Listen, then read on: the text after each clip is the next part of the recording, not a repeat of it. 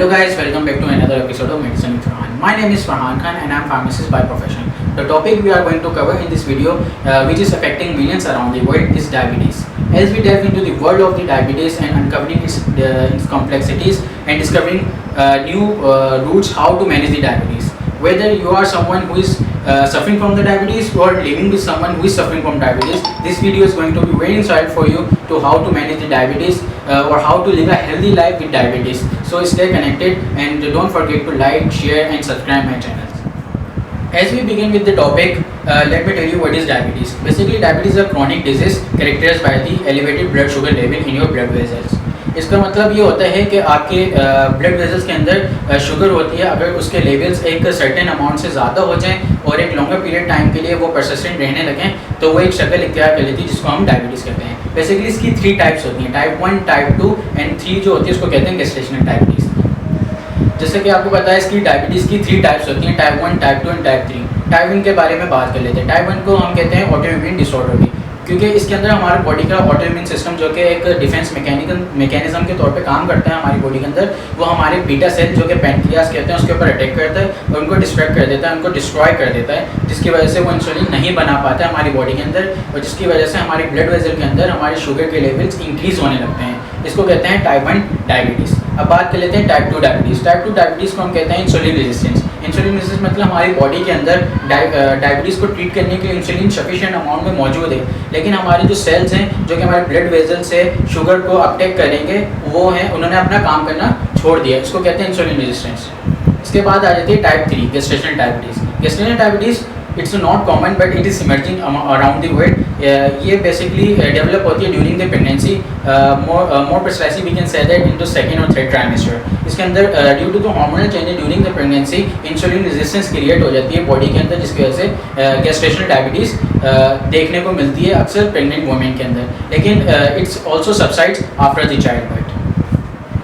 As we already discussed about the type of the diabetes, now we are going to discuss about what are the causes of the diabetes.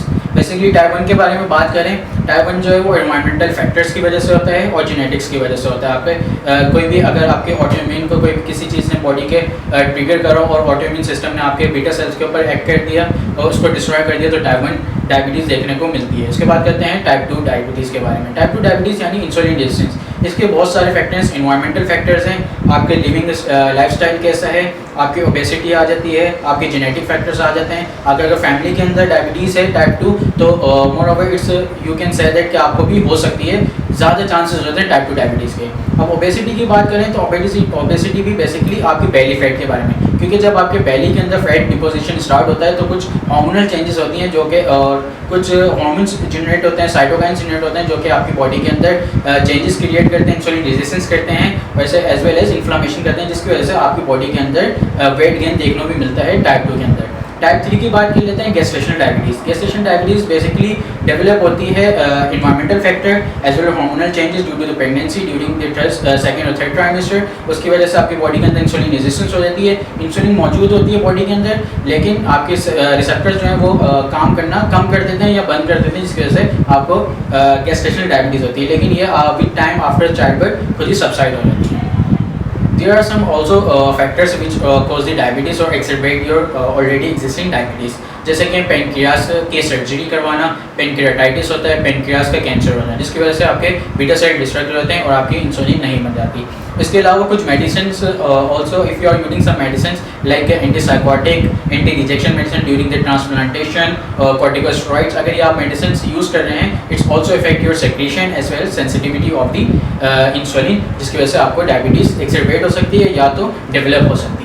As we already discussed about the types and the causes of the diabetes, and there is no doubt with the right knowledge and support you can manage your diabetes easily. As we dive into the management of the diabetes, there are some rules. If you follow this, you can live a healthy life with diabetes.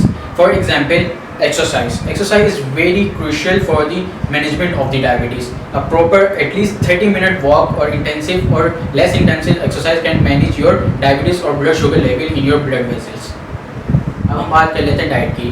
Proper diet लेना diabetes के अंदर it's really important to manage your blood sugar level.